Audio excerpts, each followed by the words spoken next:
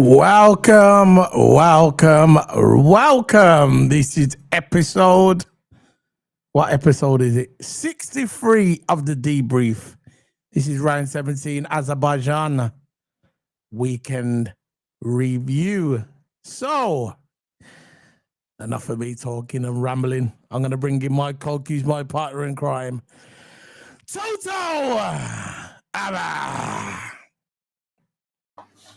How's it going, Toto? Big up. How's it going? Yeah, it's going well, man. It's going well. It's been Move the camera a little bit that way, please. Sorry. That way. yeah. That way, just a little bit. Bit more. There you go. So how's it going, Toto? Yeah, it's going well, man. It's going well. Good day for me. Of course, F1. It's always a good time to talk about F1 because there's always lots of action on the weekend. I say.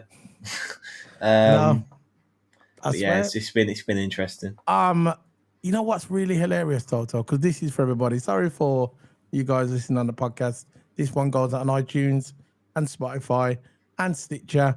For people listening to us on iTunes, Stitcher, and any audio podcast, please recommend. And we haven't forgot about you. I know I'm a bit slow bringing up the videos, but they are the audio podcast, but they are coming day by day. I'm putting up a couple here and there. So you'll hear the football ones and the F1. So it's not just F1 going on now. The football ones are going on as well. So what are the football ones that are going on that I put on there? That's the final whistle shows. The final whistle shows are going on there for the football, and these are the debrief. They'll be going on as well. So the review shows. So Toto, enough of me just botching it there. How you been, bro? Like I said, I've been doing well. Day's been going well for me, and it's been pretty standard, really. Yeah. Just of course been searching around social media. I know this is not a football video, but the only piece of news I can say is when Rio signed a new contract till 2028. Oh, yeah, this is not. I know what you're saying. So but yeah, that's it. Really. Yeah. So what regarding Formula One, because that's what this is, Formula One. What's it? What people are talking about that Max Verstappen is going to, listen. I get it with the PR, yeah. I understand that Formula One wants to bring in more viewers. It's obvious that the McLaren, obvious to me that the McLarens are going to win the constructors. That will be next week. I think it's Singapore, the next one. That'll be next week. But there's no chance in hell. That's the WWE thing. That is no chance in hell. Anyway, there's no chance in hell that Max Verstappen will catch Oscar Piastri or Lando Norris. It ain't going to happen, especially Oscar Piastri, especially for Max Verstappen to win the title or to catch Piastri. Piastri would have to have 3, maybe 4 DNFs, and that's it. 4 DNFs. That's it. For Max to catch Piastri, he would have to have at least nearly 3 to 4 DNFs. And that's it. For Piastri to win the title, he could come 4th in every single race going forward because there's 7 races left, isn't it? There's 7 races left. So Oscar Piastri could get 4th in every single race going forward. And for Max to win every single race going forward, and Oscar Piastri would still win the title. So you tell me who's going to win the title. Because I understand what F1 are doing. They're trying to hype it up, innit? Because obviously it looks like McLaren looks like they're going to win. They will win, yeah? And they want to make the season excitement. So what they're doing, they're putting that on all the podcasts. They're putting on the F1 podcast. They're putting it out there after the race. Oh, can Max catch up? This is PR. This is advertisement for people to keep their eyes on the prize, which is Formula One. Because I think the viewership has been going down a little bit, you see. I think the viewership has been going down just slightly because it looks like McLaren are going to win the title. Yeah. So what they're trying to do, they're trying to inject excitement and viewership back into the sport. That's just my opinion. Because there's no way Max Verstappen is winning anything this year. No chance. McLaren are too strong. Now they're too far ahead. Yeah, I know. They've done so much. They've earned so much points throughout the whole season, throughout the beginning and the middle of the season.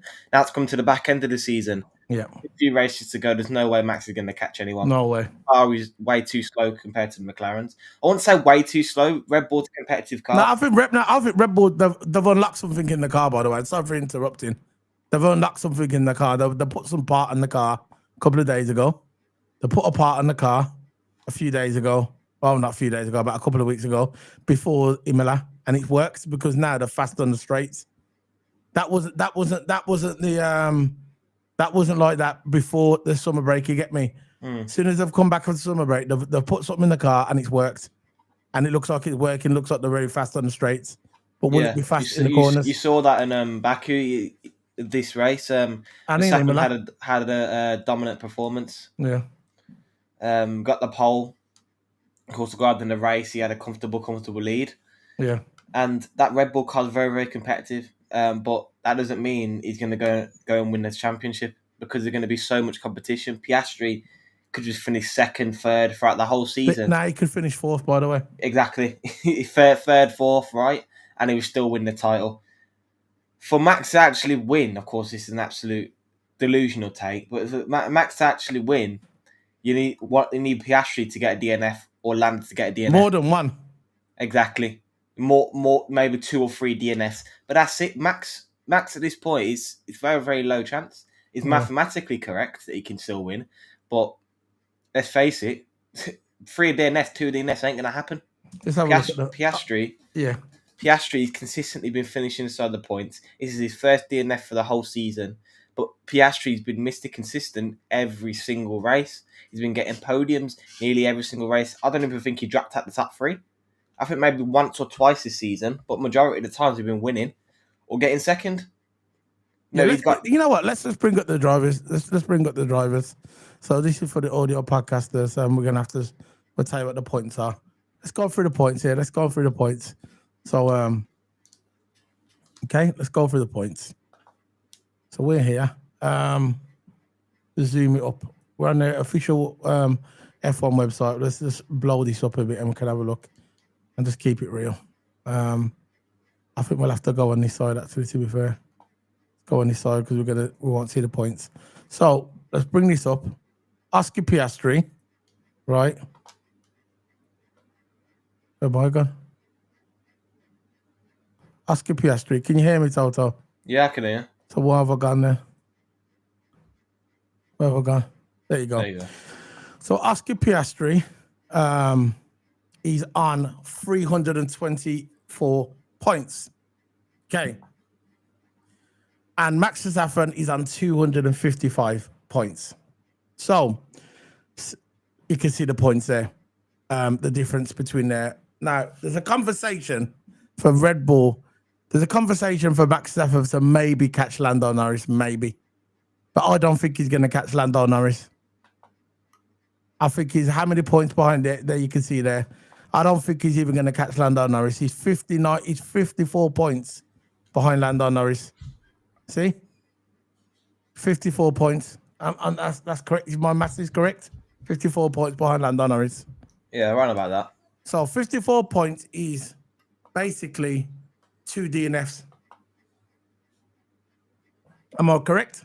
He's way too far behind. There's no way. This is just Lando Norris. So there's 54 points between Lando Norris and Max Verstappen. 54 points. Now add another DNF on top of that, which will be Oscar Piastri, which is on 324 points. For Max Verstappen to catch Oscar Piastri from now to the end of the season, you right? Lando Norris would have to have 2 DNFs.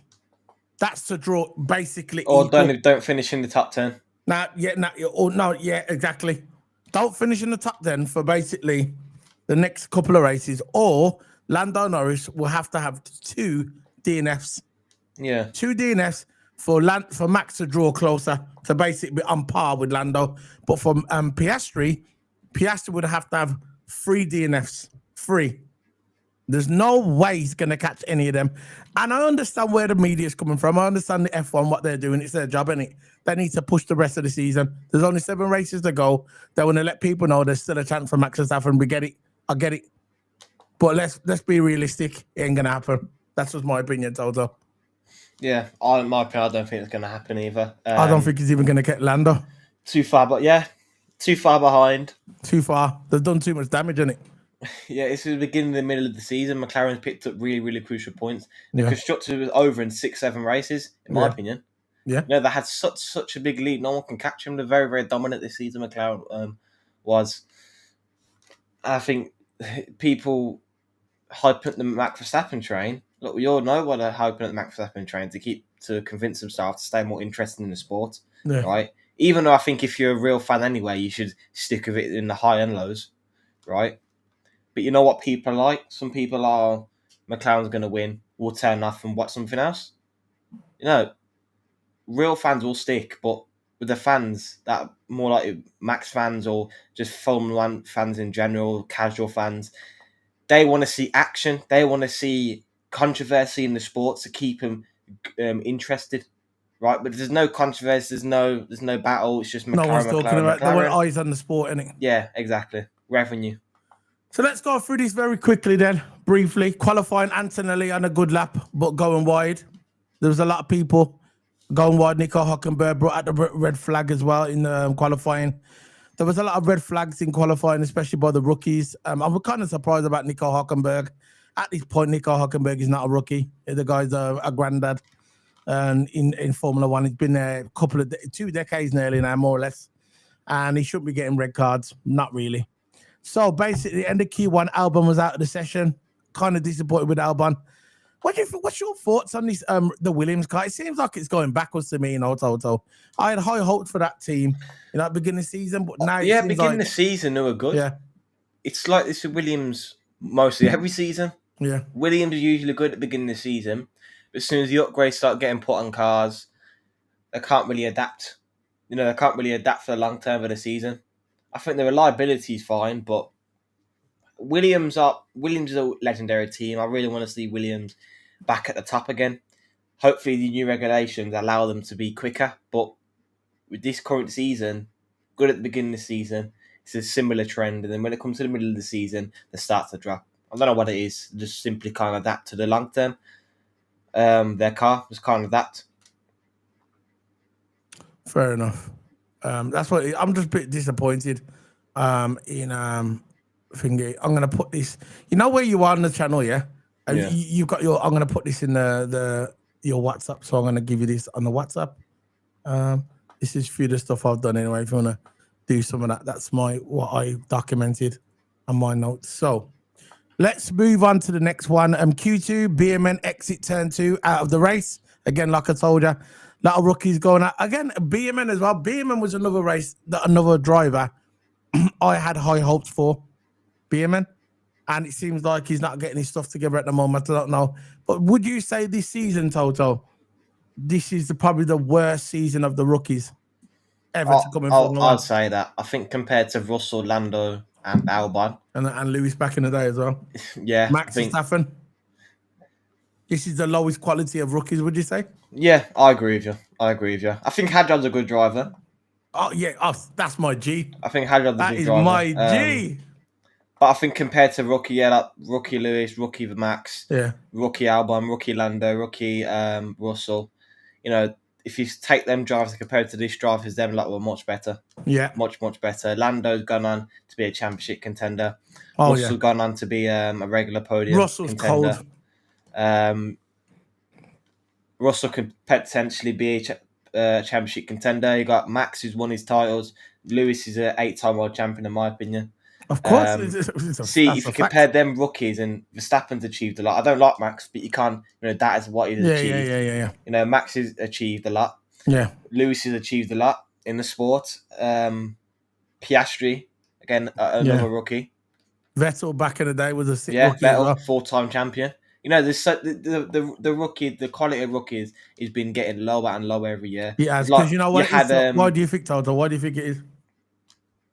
I know what it is. What I think it is. I just think these drivers now, like, you know, the price to get into Formula One is very, very high. F2, F3, F4. It's the way that when you come from karting, you go from karting, you get into Rotax karts, the pro karts, even that's about 1-2 grand, very, very expensive. And you get into F4, which is about, again, lots and lots of money. F3, just get into F3 is a lots of money. Just get into F4 is a lots of money. F2, and that's the step before Formula One. But in my opinion, I think it's all about the money. It's how you The buy money. yourself. You buy yourself into the sport, just the way it is. If you got the bag, right, you can be a decent driver. But if you got the bag under you, if you got the money under you, right, you can afford to get into different events and do different competitions. Of course, you still got to be an okay, decent driver, a competitive driver, yeah. But I bet there's lots and lots of karters out there. Is in the rookie programs are fast drivers, but they just haven't got the funding to get in. That's why sponsors are really, really crucial in lower ranks. Yeah, this is why most drivers, maybe in karting, end up in GT cars or Ginetta cars or something like that, because that's a cheaper way to get in. Can I tell you something? Yeah, go on then. Oh, this is what I think it is. I think it is my personal opinion, and I might be wrong. What it is when they go when people say, "Oh, there's no politics in go karting," there is. Oh yeah. Of course there is. I've witnessed it. So basically, yeah, when you got all these soccer mums protecting their kids, giving them the best go kart, giving them the best this, so they're giving that advantage to push them on into this to give them the best tires because they can afford it.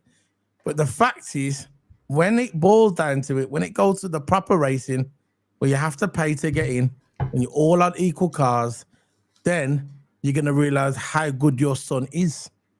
And if you've been giving your son the best go-kart, the best tires, just to get him into the competition, when you go into certain competitions, you're all on the same go-kart. There's no hiding, and then your talent will come out. You get me? And this is what we're seeing now. We're seeing all these rookies are in Formula One because they've had the best go-karts in go-karting, the best tires, the best push, the best gear, whatever, yeah? And when they finally get into Formula One, your daddy and your mummy can't hold your hand. You're out there on your own. And when you start pushing that car, it could be in Genettas, could be whatever. Once you push that car and you're not and you think you're as good as you are, and then you come across someone who's hungry in the same car as you, they're just gonna light you up. And this is what you see now.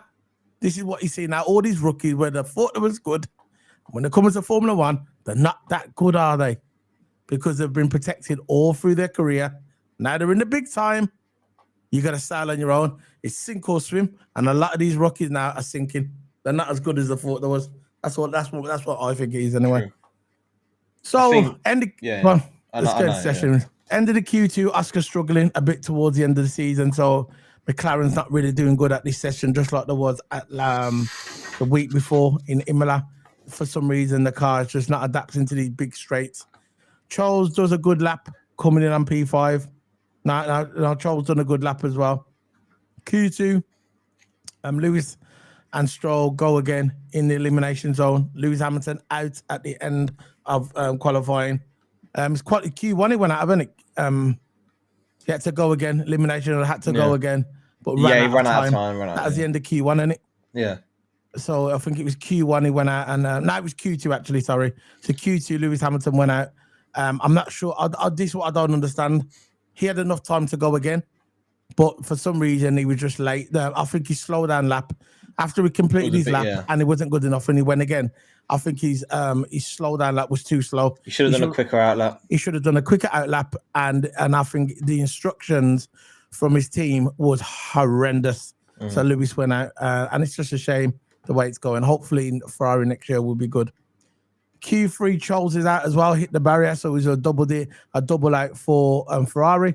So Lewis went out in Q2, and Ferrari and Charles Leclerc went out in Q3. It's not been a good season for Ferrari. No, session stopped. Piastri crashed out as well in the same sector as Charles. You actually see, when you see Piastri crashed out, you actually saw Charles' car parked up around the corner. So they crashed out of the similar sectors. And this was Lando Norris' chance to nail it. And what happened, Toto? He had a chance to nail this, Lando, and he blew it. It's a shame, but he blew it. I think you got to blame himself. You got Yeah. nothing to blame but himself. Should have got a better qualifying. It is what it is. You know, I just can't believe it. You can't make excuses for him. Seventh, you know. You can't make excuses for him. It's Oscar's out. Sorry, interrupting. Oscar's out. This is his opportunity, and he comes 7th. Yeah, he should have got a better qualifying. It's his own fault. Should have got a better qualifying. Should have been higher up the grid, and he could have made positions earlier on in the start of the race if he was more higher up, and he could have got a chance for some better points. Of course, the pit strategy was a factor in this. Of course, every single race pit strategy is a factor. But I'm just not even regarding this race now. It's the whole season. Lando hasn't been consistent enough. That's why he's been losing out on points and points. If Lando were consistent in the top 3, top 4, whatever, just thereabouts in the top 3, yeah, Piastri wouldn't have been this far ahead. Plus, Lando had 2 DNFs this season. Yep. Lando had. Again, big points last. 25, 50 points last, and then 2 DNFs, potential 50 points. Yeah, it's a lot of points last from Lando this season. Finishing outside the top 4 sometimes. It's not been consistent. The reason why Piastri winning this title is consistency. Oh, he's definitely winning the title now. Yeah. The reason why Piastri is high chance going to win this title now is because of the consistency. Piastri's been probably the most consistent one on the grid. Maybe Russell up there as well. But regarding Piastri, he has been consistent race after race. If it's not a win, it's second. Yeah. Let's move on because we're going to get the time. We've only got something going on the audio. Let's go to race day lights out the way we go. Max had a good start, as always. Hamilton makes 2 places from 12th to 10th. So Hamilton was showing aggression during the first lap, which was good. Piastri jumped the start, then not long after, crashes, locks up out with a safety car. So Piastri went out in the race in the safety car. So he messed up his lap in qualifying, and now he's messed up his whole race. So Piastri jumped the start, and then not long after, crashes the car, locks up, safety car come out. What's your thoughts on this? This was lap 2. What's your thoughts on this Piastri going out? Again, I was concentrating straight on Lando, saying look, Lando could this was the race, no? I'm in the race. Lando could have capitalised. But it was unlucky for Piastri. He came to the corner and you think he's going to make the corner and he's tyre lock up. When you get a tyre lock up, there's really nothing you can do. The steering angle's locked, and as soon as the tyres lock up, it was only like 1 or 2 seconds before the and a lot of people crashed there as well still. Yeah. Baku's always huge action the first laps of the race. But Piastri was making his way at the grid. He was being patient, he was picking his moves, but it was just unlucky for him to go out. The tyres lock up at that corner. It's a very, very minimal chance you're going to get out of it. It is what it is, isn't it? But Piastri jumped the start and then he got out, safety car. So you think at this point Lando was going to take advantage, but never. So Norris dropped 2 places from 7th to 9th. So again, didn't capitalise on it. Lap 6 on the straight, Hamilton and Lando both make up positions. 8th, Norris so went to 8th, Lewis Hamilton. In my opinion, when Lando was battling, I thought he took too long when battling, and he wore out his tyres, and the dirty air was affecting him. Alonso got a 6-second time penalty, jumped the start, only reacting to Oscar Piastri. So basically, they gave Alonso a 6-second time penalty, but he was reacting to Piastri because Piastri jumped the start. Lap 10, Russell passes Tsunoda. So Russell showing absolutely. I thought Russell, if he could have a driver of the day, I would have gave it to Russell. Russell was amazing. Russell is the real deal. I heard that he's fighting over his contract as well, but we're going to talk about that in the Flaming Tarmac next week. He's fighting over his contract, and there's some business going on during Mercedes. So we could talk about Flaming Tarmac next week. Tyres for Verstappen was on the hard tyres. Very clever. Started on the hard tyres.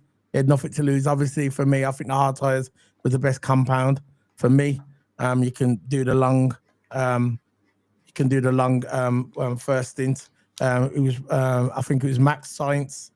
Max was on the hards, Sainz was on the mediums, Lawson was on the mediums, Antonelli was on the mediums, Russell was on the hard, Tsunoda was on the hard, Leclerc was on medium, Norris was on medium, Hamilton was on medium. I think for me, what was the best compound for you to start with, medium or hards? Toto. Oh yeah, start after the race. I thought it was hard. Hard was the best, then, because look at Max, he went long and long. Yeah. And he put on the softer compound towards the end. And he was near the front as well. Yeah, and it was even quicker towards the end because on after compound. But yeah, hards were definitely the one for this race. That's what I thought as well. There's a lot of dirty air, so hards. Because you know why you put the hards on. This is why you put the hard tires on. Because if there's a safety car at the beginning early, you don't pit because you got the hard tires on. They're gonna do you good anyway. This is why you put the hard tires on. So if I'm third or fourth, yeah, and just say I was third or fourth, say me and you was driving, I was fourth, you was fifth, yeah, and we're both on hard tires, and the front one's on medium. We do 4 or 5 laps, then there's a safety car in it. Yeah. He'll come in and pit. We don't after we could stay out because we got the hard tires on. That's what the hard tires is the best. Lap 16, Russell said, I have a tyre advantage over his teammate. So basically, he was hinted to a Mercedes, trust me, I want to pass him because Antonelli was holding him up. Russell was the obvious, the faster driver. What was your thoughts on this time? Do you think that Mercedes should have made this call a little bit earlier? In my opinion, should have. With Antonelli, Toto. With Piastri? No, Antonelli. Basically, Russell was lap 16. Russell said, I have tyre advantage over his I remember that, yeah. But you think they should have made this call a long time ago? They should have swapped position. Because at the end of the day, with this track, the dirty air is very, very high demanding. So the more you stop behind, your tyres wear out a bit more. And by the time they actually swap position, because I think they took very, very long, they should have made a decision on the fly. When Russell's on warmer tyres and the dirty air is not affecting him as much since he's just behind his teammate, they should have swapped positions like that. Because the more Russell stays behind Antonelli, the more dirty air gets involved, and the more more wear goes on Russell's tyres. So yeah, they should have definitely swapped positions. It was a stupid decision to. Yeah, but you know what they ended up doing? Remember, they didn't swap positions in the end. What they did, they pitted Antonelli. Yeah. They just pitted him, which I thought was a bit, they should have just done it anyway. But Russell basically shown his dominance in the team.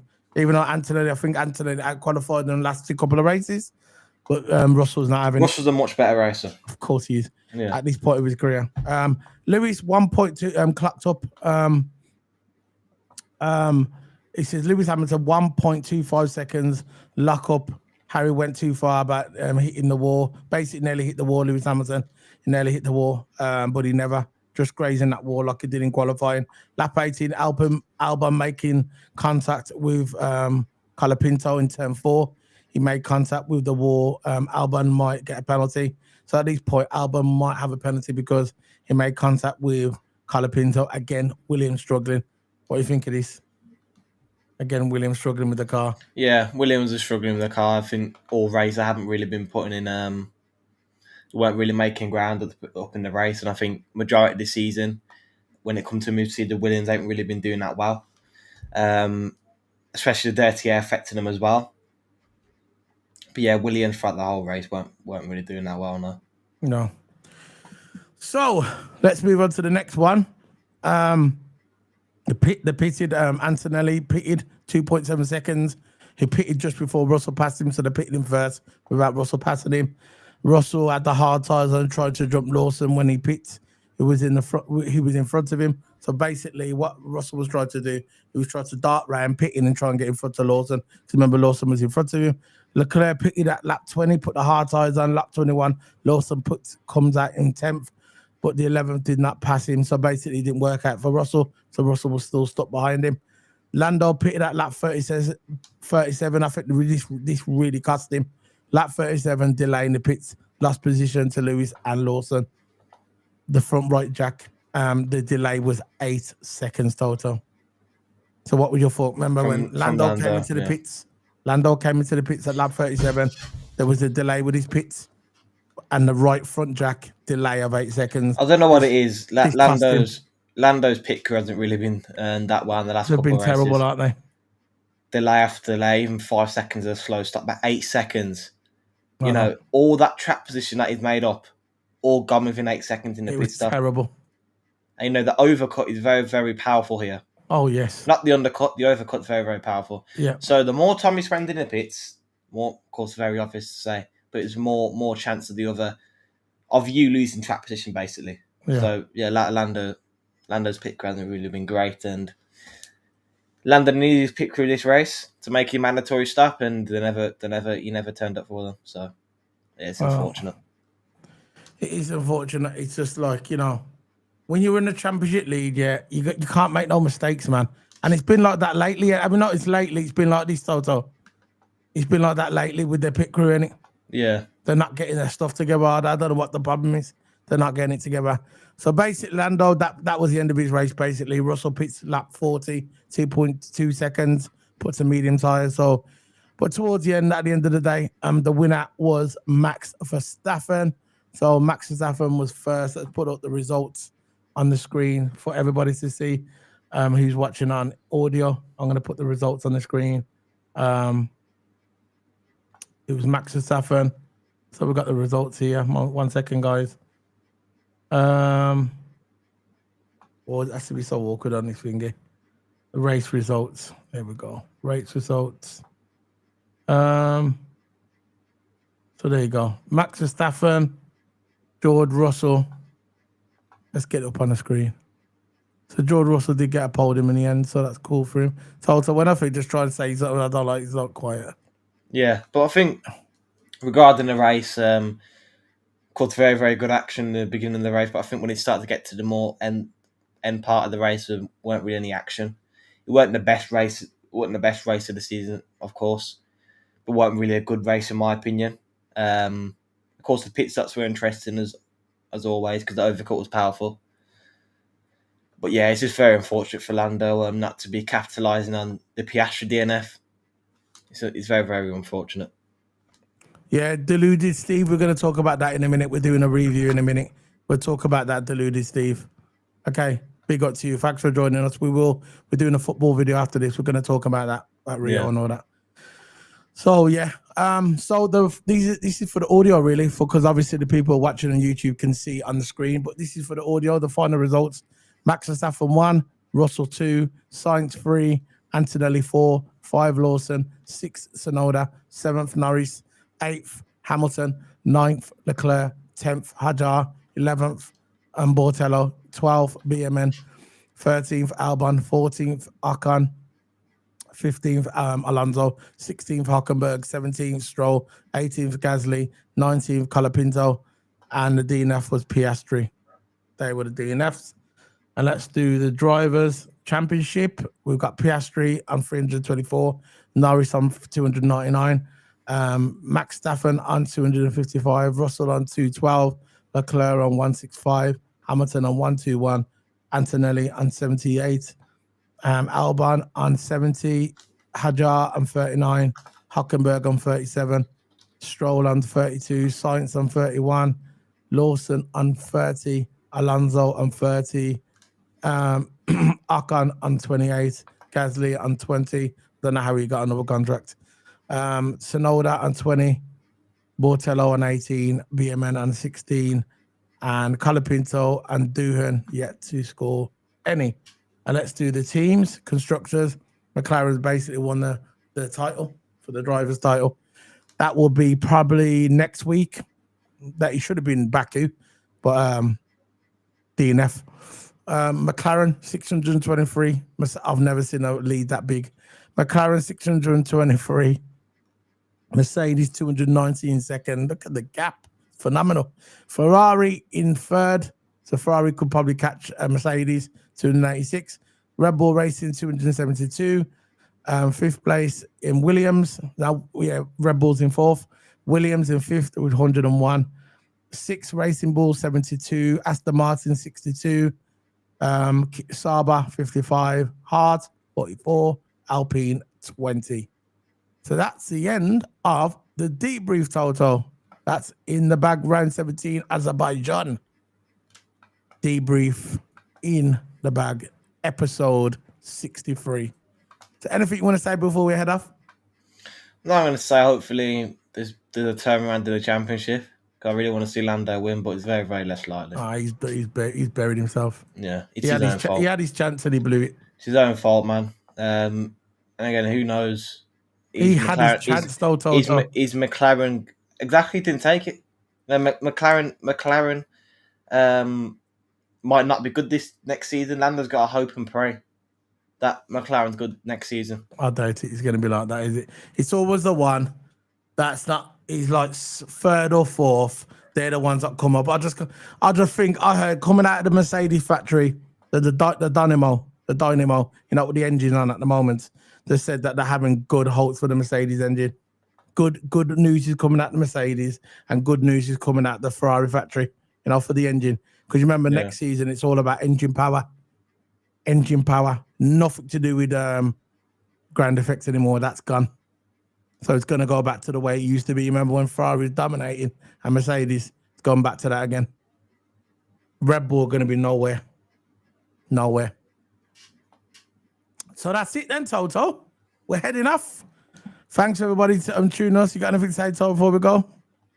Oh, nothing really nice to say. Really. Okay, fair enough. So we're heading off, guys. Remember, for the people on audio, please recommend it to iTunes, Spotify, Stitcher, everybody that listens to us on the podcast. We love you guys. We haven't forgot about you. I'm gonna put some up. I'm gonna upload some podcasts today. It's all ready. I want to thank everybody for joining us today. And for people on YouTube, you know the drill. Hit that goddamn like button. Big up to everybody. Enjoy the rest of the evening. We're back shortly. See you later, guys. Bye.